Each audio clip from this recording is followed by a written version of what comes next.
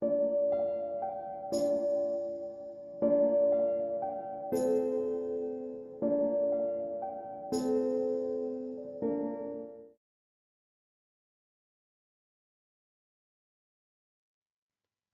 everybody and welcome to lyranara.com and lyranara.me, the place where you can find the most powerful holistic therapy and diagnosis devices, as well as some of the most amazing natural supplements known to man today. And in this video we're gonna talk about heart attacks, and more specifically, does a bypass surgery make sense for you? And we're gonna show you all the signs, what mainstream medicine has found out about the efficiency of bypass surgery, when it makes sense, when it doesn't. We're gonna learn everything about that, and of course we're gonna look at some natural alternatives to this quite invasive method. So without further ado, let's learn more about if a bypass surgery makes sense for you and when. And we dive right in with a British clinical study that is known as RITA-2 and RITA-3 that analyzed the uselessness of catheters and stents in acute anasthenia cases, especially in preventing deadly heart attacks. And in this study, they compared 100 patients and they compared the therapeutic effects of catheters and stents with a Strophantin therapy. Strophantin is a natural heart remedy that we're going to talk in more detail about later in the presentation. And the results were astonishing. Only 3 out of 100 patients died with a catheter stent, and over 92% were living for many years with Strophantin therapy. And as you can see here from the pictures below, nothing changes before and after stent implementation. The blood circulation is the same, and you can go back to our previous presentation about Strophantin that I'm going to link, of course, in the description box below, and you will learn more about how a heart attack occurs. We know nowadays that not a blood clot in the coronary arteries is the real trigger of a deadly heart attack, but much more the destruction of the left ventricle wall cells due to a higher acidity and a fermentation process, which means a lack of oxygen. But as I said, if you want to go into more detail about that, go to our previous presentation on that. Today we're going to concentrate on mainstream studies from medical hospitals all around the world and what they found out about the efficiency and efficacy of heart bypasses. So let's find out what modern mainstream medicine has so far found out about the efficiency of this procedure. And first we need to establish, of course, when are catheters and stents used nowadays. Well, balloons and stents are used in 2 different cases normally. Patients first with a chronic but stable angina. So those are patients who have constant reduced heart capacity and heart pain, as well as they are suffering from reduced physical activities, resilience and load-bearing capabilities.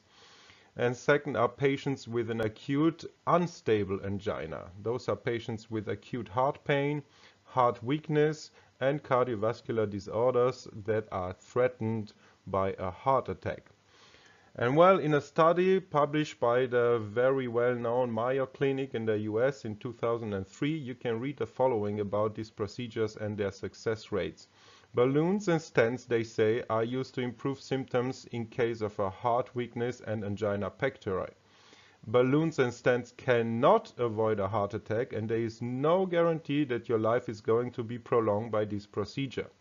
Stents prevent a coronary vessel narrowing or a restriction at the same location, but do not reduce the number of heart attacks and heart deaths, they found out.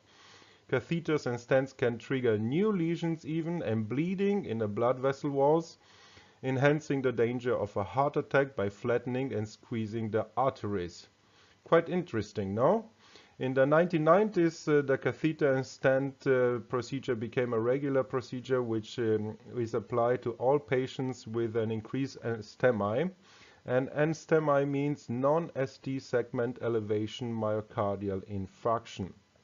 It may be also defined as a development of heart muscle necrosis, which is a form of cell death without the ECG, a change of ST segment elevation resulting from an acute interruption of the blood supply to a part of the heart that can be demonstrated by an elevation of the cardiac marker troponin in your blood.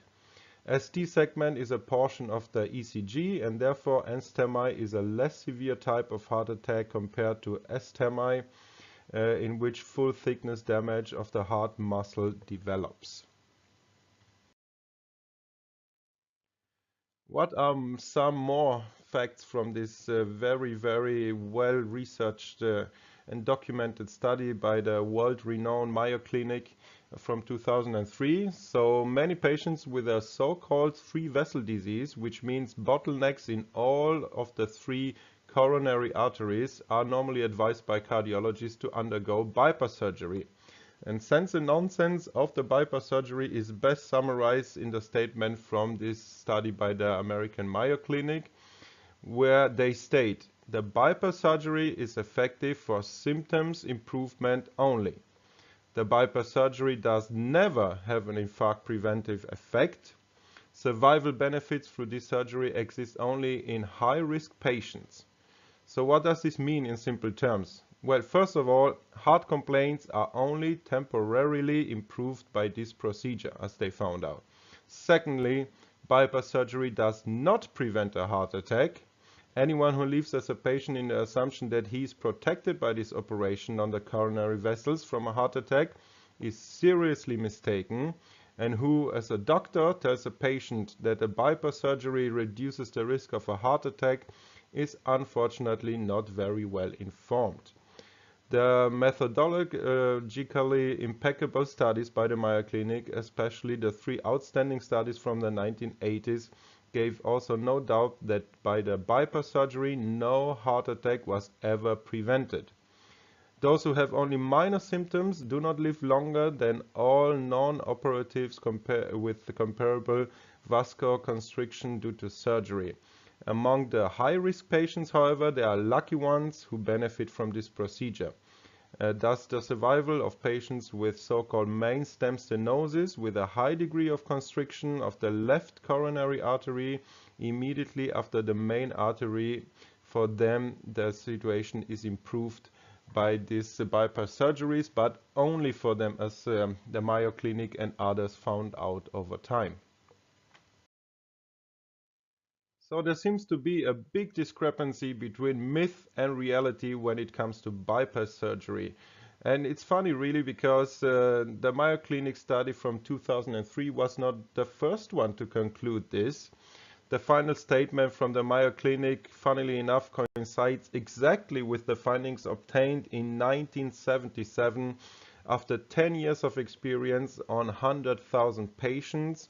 And this was performed in a hospital of cardiac surgery in Houston, Texas. And we quote here from the results and the conclusions of the study in Houston. They said, the initial complaint reduction does not have to be permanent. The present data does not suggest that the bypass surgery will prevent a heart attack, cardiac arrhythmia, or the development of cardiac insufficiency. The majority of the operated patients will not prolong their lives, and actually after 10 years the extremely limited possibilities of this procedure were known. The victory, in quotation marks, of this operation, which means more than 500,000 bypass operations per year in the year 2000 alone in the US, was unfortunately not stopped in any way by these findings. But with that, not enough. There was another major study called the Coronary Artery Surgery Study, or short CAS, which was conducted at the most prestigious cardiac clinics in the US and Canada, where they looked at 700 patients with coronary heart disease that were either operated or treated exclusively with medications. Mainstream medications, by the way. The majority of the patients had severe constrictions in all three coronary arteries. They complained of minor heart problems or were free of symptoms after the heart attack. And after 5 and then again after 10 years, they checked and there was no difference in the survival rate and also in the frequency of new infarctions between the two groups. The probability of being still infarct-free after 5 years, they concluded, was identical in both groups, which was 82 and 83% respectively. So no improvement whatsoever, or only a very, very minor one. Accordingly to the authors of this study, they said that the bypass surgery in their patients was neither able to prolong the life of their patients nor prevent a heart attack. Well, but maybe you need more proof. Well, we have some. In spring 2011, another major study on the bypass surgery was published by a prestigious clinic in North Carolina, USA, which has collaborated with nearly 20 cardiac centers around the world to track the fate of patients with severe cardiac insufficiency in the coronary artery. And the patients were suffering on average for over 5 years from this. Patients were either bypass operated or treated only medically. And the results were again clear. The bypass surgery, the study concluded, could not prolong the life of these patients. This study, which was highly praised by her methodology and practice, was commented by a cardiological expert in a lead article as follows, and I quote, "We have to conclude that a bypass surgery is not superior to medication for severe cardiac insufficiency." So one could say that the bypass surgery in these patients is really of no good. Isn't that funny? All of these major studies by well-regarded clinics, they found out the same, that actually in most cases there is no improvement. You don't reduce heart attack probability, you don't reduce the number of heart deaths. So let's talk a little bit about why this might be. And here's the mainstream view that is put forward nowadays by modern medicine, by cardiologists. Each of you is aware that the officially accepted view nowadays is the narrowing, called stenosis medically, of the coronary arteries causes circulatory disorders of the heart muscle. So when a bottleneck closes completely, a heart attack arises. And the bottlenecks of the coronary vessels are therefore the decisive risk of myocardial infarction in the medical world today.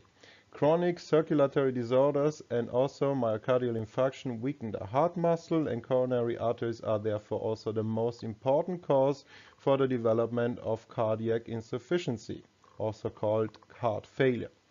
In a bypass operation, the tooth of these dangerous bottlenecks is, so to speak, pulled, but they are bypassed by operatively placing vascular bypasses, and this in theory should positively influence the future fate of these patients in 4 regards. First, they should be prevented from having further heart attacks. Second, heart attacks should occur much less frequently.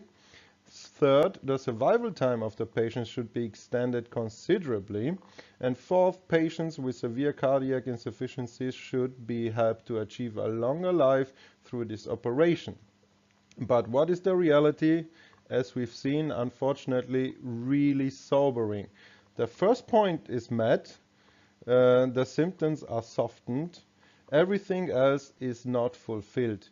The cause is not helped and no infections are prevented. The survival is only rarely increased, and marked heart weakness is also not showing any improvements, as we have seen from these famous studies. Now, this poses, of course, the question, what is at work here? Why does this theory not work in practice? Why do we not prevent further heart attacks by performing this invasive surgery? Why do we not reduce the number of people dying from heart attacks? And interestingly enough, there is an alternative theory that has been put forward. And in contrast to cardiac specialists, the logic emerging from the hundreds of medical studies and clinical cases experiences about heart attacks and heart infections leads to the conclusion that the laying of bypasses around the coronary bottlenecks is obviously not a very useful intervention. And the question necessarily arises, as I've said, that hardly anyone can think of or is even voiced among experts, whether the congested coronary vessels actually play such an important role in the development of a myocardial infarction as commonly assumed. And the solution to the problem is that the organism actually forms circulatory circuits around the high-grade vessel passages and thus has a natural bypass system in your heart muscle. So nature again knows best how to help you. Whenever the bloodstream in the coronary arteries is affected by a strong constriction, the body forms a whole bundle of new vessels which pass through the narrow side. And you can see this in the black and white picture on the right. And this dense vascular network that is formed naturally by your heart actually prevents blood flow through the bottleneck. An operatively placed bypass can therefore not improve this natural bypass system. There is also another question that we have to answer, because often bypass surgery patients are reporting improvements. They are experiencing improvements. Why might this be, despite the proven fact that it does not improve on their conditions physically? Well, it's first of all, if it's not an improved blood flow, then what is it, of course? I can offer two possible explanations here. The first one is that the pain sensation is mediated in the human organism via nerve pathways, as we all know. And these nerves, which rush in the human heart around the coronary vessels, are intersected during a bypass operation. So the regeneration of such nerve fibers, which have been cut during the operation, and thus the restoration of the painful condition generally takes years. Second explanation, possible one, is that anyone who agrees to such an intervention to his heart has great expectations of this fundamental intervention into his life. So the absolute high-tech character also of a bypass surgery seems to fulfill this expectation, and faith, as is well known, moves mountains. But so that I am not accused of cheap polemics against the bypass surgery in general, I would like to quote you another study from Seattle, USA. And in this study, a number of patients were examined whose bypasses had all clogged up after 9 months from the operation. Such an event of an operatively placed bypass is not so rare and does not go unnoticed. The patient usually doesn't feel anything. The patients in this study usually suffered severe heartaches before the operation and were restricted in their resilience. And 9 months after the bypass surgery, the majority of these patients were not only still symptom-free, but also physically more resilient.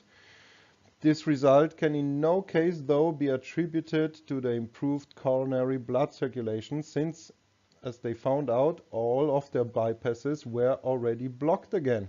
So there must be other things in the game, and faith and confidence can significantly strengthen, of course, after such a surgery.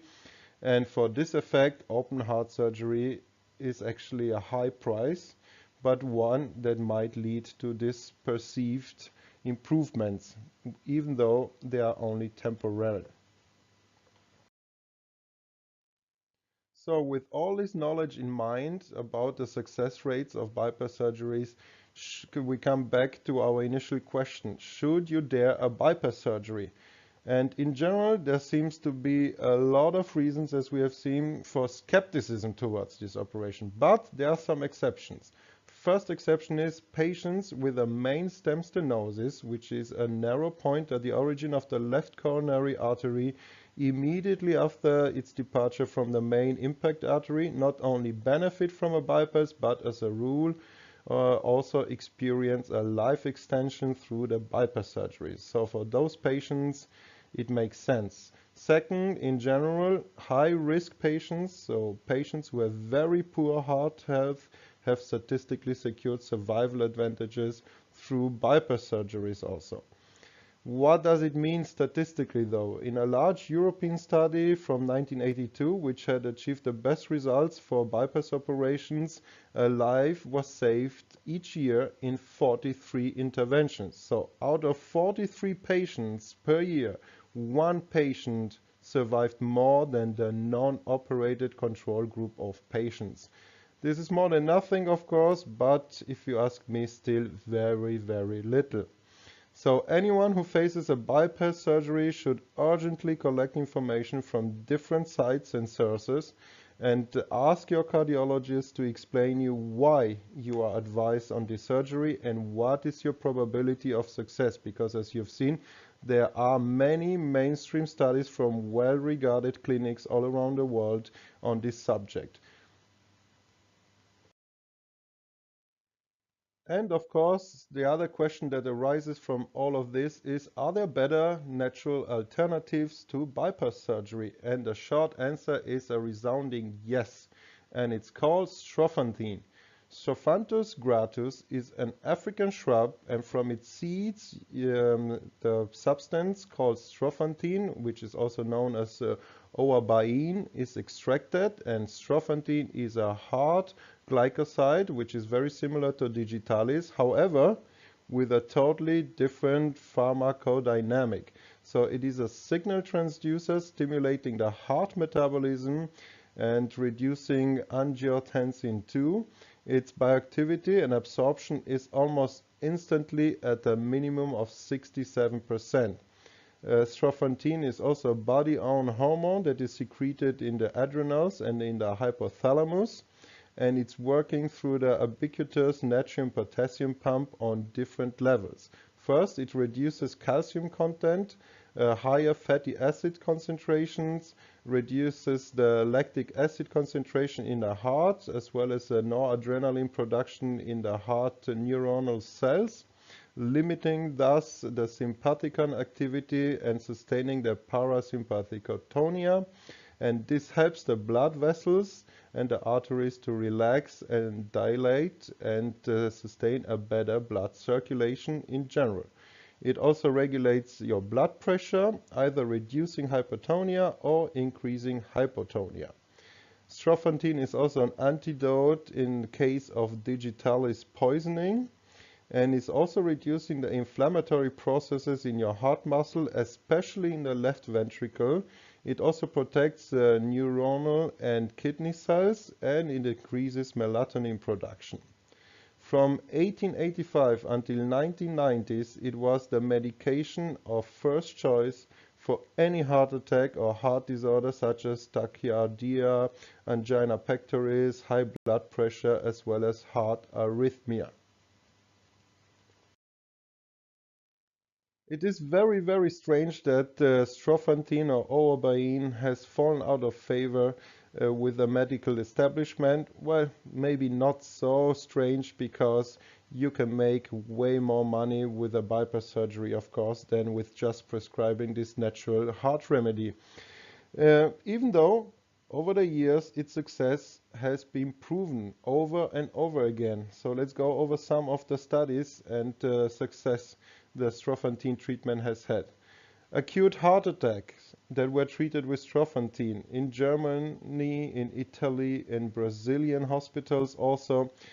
The patients, in over 1,000 patients, they were treated with Strophantin only, and they were showing the best life-saving therapy, and this was well documented in studies from 75 to 87. In Germany, in Gelsenkirchen, they treated coal miners that were suffering from heart problems only with Strophantin, and the heart attacks sank from 8 deaths in 3 years down to 0 in 10 years only with this therapy.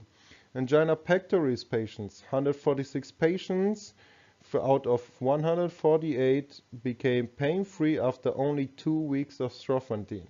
Acute angina pectoris in the emergency room, 85% of the patients were pain-free after 5 to 10 minutes of Strophantin that was orally administered.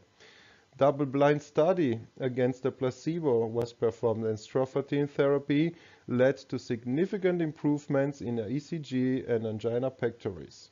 It also had great success with seizures and HBP reduction. It has also shown great results for heart insufficiencies, so it lowers the heartbeat frequency and the blood pressure, increases heart activity together with better mobility and endurance.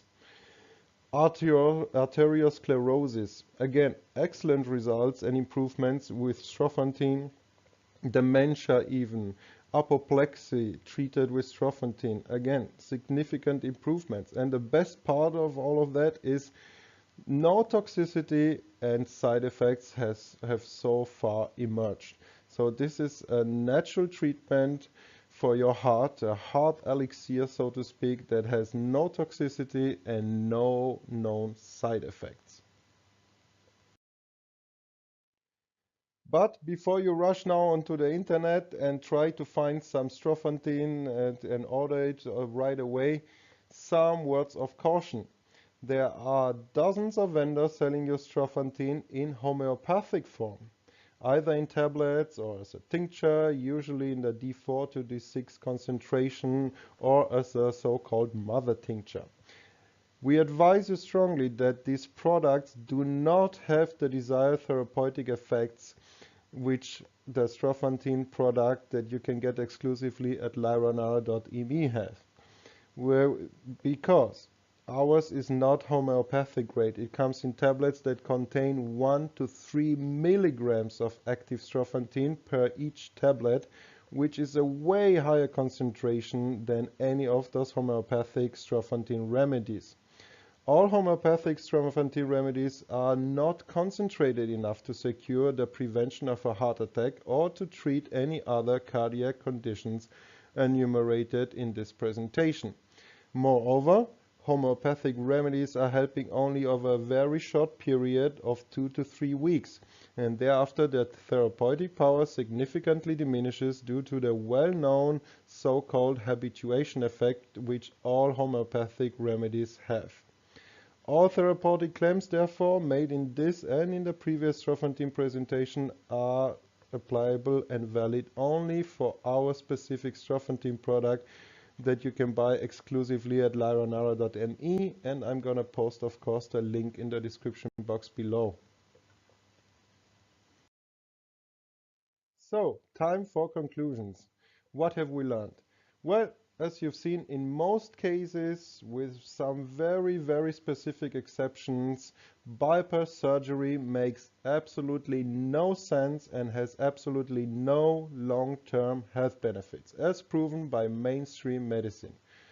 Bypass surgery does not prevent you from having a heart attack or a heart infarction.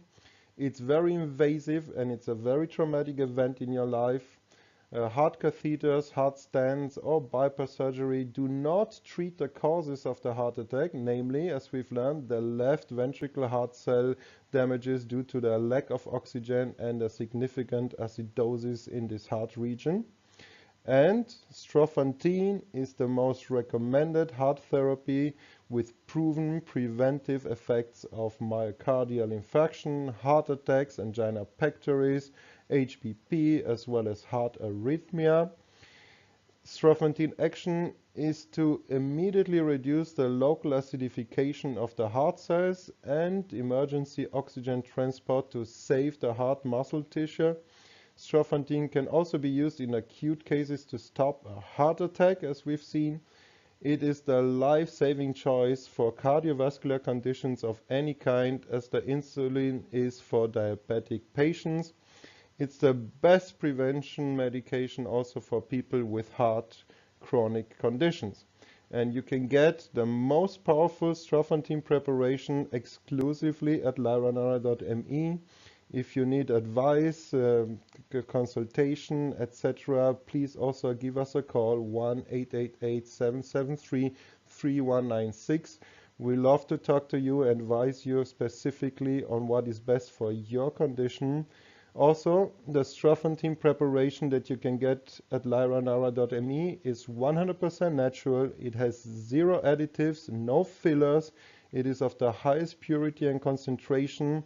It has the best bioactivity and offers you immediate and long-term health effects, and is literally your life insurance in your pocket. And you will have a very hard time finding a similar product anywhere else. So without further ado, I would like to conclude this by highly encouraging you to try it out, give us a call, go to lyra.me and order it and try it out before you go and have a bypass surgery. Of course, as always, consult with your cardiologist or with your practitioner before doing any of those, and hope you've enjoyed this presentation. As always, please like, share and subscribe, and stay healthy.